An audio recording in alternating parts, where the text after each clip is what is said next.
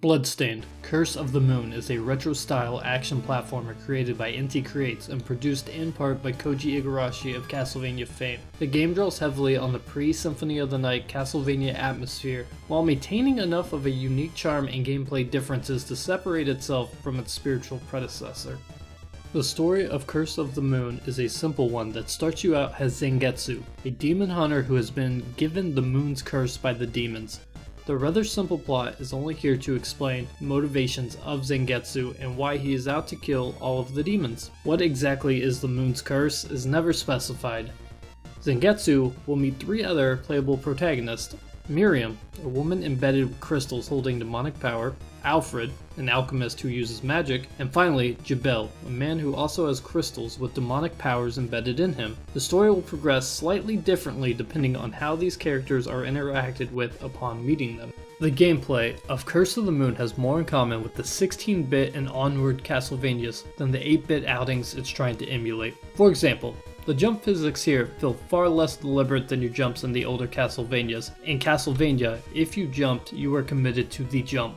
There was no changing direction once the button was pressed. The levels are well designed around your character's skill set. Using a character's special ability can allow you to find secret rooms or even shortcuts throughout the levels. Each party member has different attributes that can help or hinder how you move around your environment. A big difference in the party system between Curse of the Moon and Castlevania 3 is the ability to have all four characters with you as opposed to one other party member. You can switch between party members anytime with the shoulder buttons, and each member has their own life bar. If you run out of health with a party member, you don't lose a life. Instead, you are sent back to the last checkpoint with that character out of commission.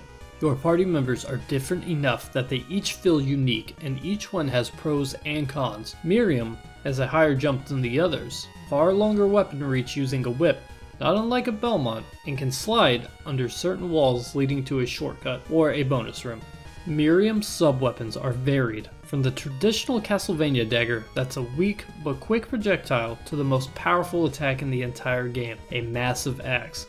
Miriam also has access to an upward diagonal attack in the form of three swords that she throws, as well as a boomerang-like sickle. Miriam is the most versatile and fun character to play. If Miriam is meant to invoke the spirit of Trevor, Alfred is meant to invoke the spirit of Sypha. Alfred may have a terrible jump and a pitifully short physical attack. However, he makes up for it with his incredibly powerful and sometimes versatile spells.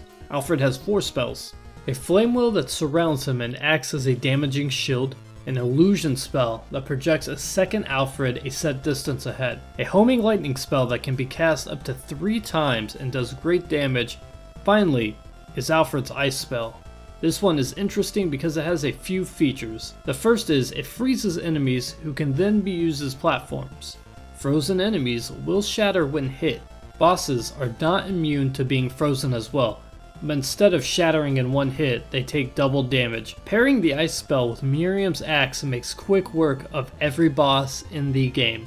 To finish off the Castlevania 3 character references, we have Jabel, who is clearly the Alucard character. He has an inconsistent attack consisting of 3 bats that come out in front of him and move diagonally upward. The pros of this attack is that it can hit up to 3 times if all bats land, and allow him to attack enemies above him. The cons are the inconsistent damage and his inability to hit small enemies directly in front of him. His sole sub-weapon is the ability to change into a bat. While in the bat form, he is able to perform a short dash that makes him invulnerable for a short period of time.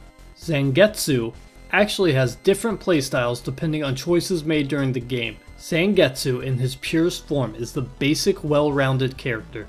His basic attack is a straight sword strike that has a short range but is fast. He has 3 different sub-weapons: a diagonally upward attack in ball and chain, a spell tag that isn't unlike the holy water in Castlevania, and finally a short-lasting power-up that increases damage done from his main attack. Depending on how Zangetsu interacts with the other 3 protagonists upon meeting, can give him access to 3 extra skills: a downward slash attack that is performed when jumping, a double jump, and a dash. Graphically, the game looks a lot like an NES title, though if you're familiar with the system, you will see several effects the NES wouldn't be capable of doing. From the amount of sprites on screen, the several layers of parallax scrolling, and the giant animated boss sprites, Curse of the Moon has several great looking effects. However, this is a stark and surprising contrast between the backgrounds and bosses compared to the basic enemies and your playable characters. Your main characters are rather flat in appearance, using very few colors in the sprites, as is typical of an NES game. Jabel, however, is given a little more effort with colors used. Basic enemies are a mixed bag. Some are wonderfully colored and animated, while others are often flat looking. The bosses are big, colorful, and nicely animated, giving a rather jarring comparison to your main sprite. I understand the developer's desire to inspire thoughts of the old NES Castlevanias with the protagonist sprites. However, I'd like to have seen more cohesion in the graphical style. Environments are nicely varied, from a town leading to a train that takes you along the countryside with the final area of the game looming in the background, to a swamp leading to an underground ice cave and much more. The levels look great, and the parallax scrolling gives some levels a great sense of depth. The music in Curse of the Moon is fitting of the game and is well done using more layers than an NES title could. While the music does well to convey the game's atmosphere, being a bit more laid back when compared to a Castlevania track, that's not to say there aren't any rockin' tracks here. There are, but they aren't as catchy and memorable as a Castlevania track. Curse of the Moon is a short but highly replayable game. The game has 8 basic stages and a 9th depending on the mode played. There are 6 endings in the game depending on certain conditions being met throughout the game. However, you will always go through the same 8 levels in every playthrough. They are short enough that they never overstay their welcome, and each one has branching paths to give you a few new areas depending on your party, and depending on choices made, Zangetsu's playstyle changes slightly, giving a little more diversity. Curse of the Moon is a very enjoyable game that errs a bit on the easy side. There certainly are challenging sections here and there, but this isn't a Castlevania when it comes to difficulty, even when played in veteran mode. This however works in favor of the game, when considering that the game requires no less than 6 playthroughs to see everything the game has to offer.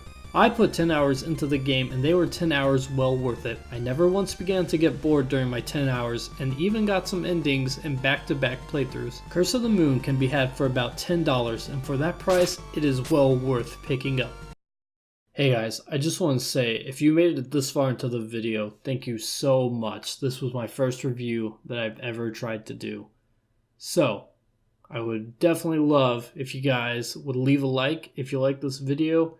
And if you like reviews, maybe consider subscribing. Until next time guys, thank you so much.